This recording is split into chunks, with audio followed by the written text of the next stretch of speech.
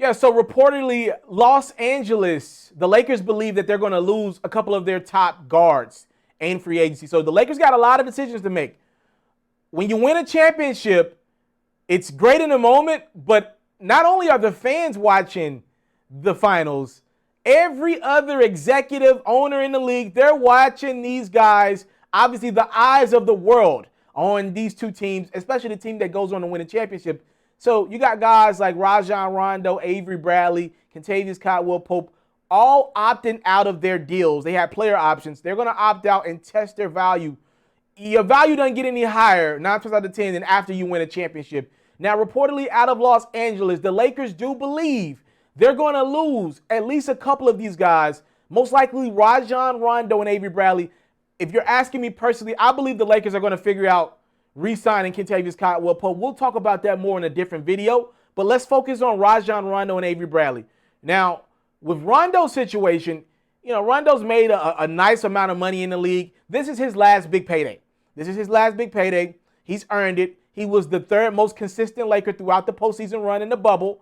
I'm hearing rumblings that Rajon Rondo will likely end up in Atlanta. Don't quote me on that, but the Hawks are going to chase Rajon Rondo and try to pair him up as a guy that can tutor and mentor Trae Young in Atlanta.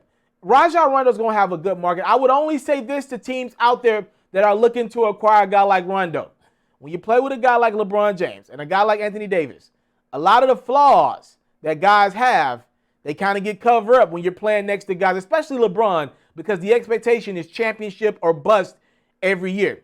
I'm only saying that to say guys like Dwight Howard and Rajon Rondo, who, as great as they've been, Dwight's definitely a first ballot Hall of Famer. Rondo might sneak into the Hall of Fame with one more championship. As great as they were with the Lakers, and they didn't seem to be chemistry issues with them with the Lakers, I think guys kind of tighten up when they're around LeBron. We've seen that in the past. If you're signing Rondo to a young team or Dwight to a young team, historically speaking, we've seen that not work out. So I would only say, make sure that locker room is intact if you're bringing Rondo into that mix.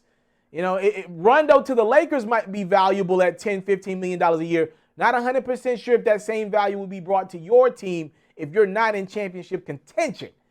Avery Bradley's situation, a lot different. And I hate this for Avery Bradley. He's got a small child. And a lot of us didn't know what to expect with the coronavirus pandemic.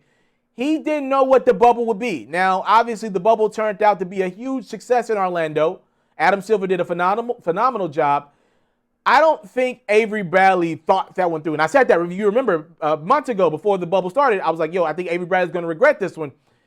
He doesn't have the leverage of a Kentavious Caldwell-Pope or Rajon Rondo because, the brother ain't played basketball since March, right? So, and Avery Bradley, remember his last game was that big game he had against the Clippers on that Sunday where he made like 6 threes. And as the Lakers beat the Clippers for the first time, that was a Sunday 3:30 game on ABC. But we ain't seen Avery Bradley playing. That was damn near 8 months ago. So the leverage that Avery Bradley would have had the season not been postponed and finished in the bubble because he did not opt to go to the bubble, he's lost a lot of that. I think it's a risk for Avery Bradley because he's got to know between him and his agent behind the scenes, they've had to talk to teams, obviously illegally, that's tampering technically, but we know it happens. He's had to talk to teams and communicate about his market because you're essentially asking teams to remember who you were before the bubble and all that even got going. Because Avery Bradley his value was upticking. Again, he was injured for a decent part of last year, but right around March, he was starting to really get it together as that Lakers team was getting it together. For him to opt out, because if I'm the Lakers, I would want Avery Bradley to come back to me, and I don't know if I'm going to pay him money that he might think he deserves. Because Kentavious Caldwell-Pope's been a guy that's exceeded any expectation. And if I'm the Lakers, I'm looking around thinking, I might want to give that money to KCP that I probably had plans on giving to Avery Bradley. That's just what I'm thinking here. Y'all let me know what y'all think about this one in the comment box below. Out of all the Lakers guys, let's just throw them all on the list. Not named LeBron James and or Anthony Davis. What do you guys think should be the Lakers' most valuable pieces that they keep around? Obviously, we're acknowledging that Dennis Schroeder will be brought into that mix. He's not going to get moved again. as Danny Green is on his way out. So let's just remove Danny and Dennis from that mix as well. Y'all let me know, what Laker guys do you deem to be the most valuable if this team wants to repeat as NBA champions?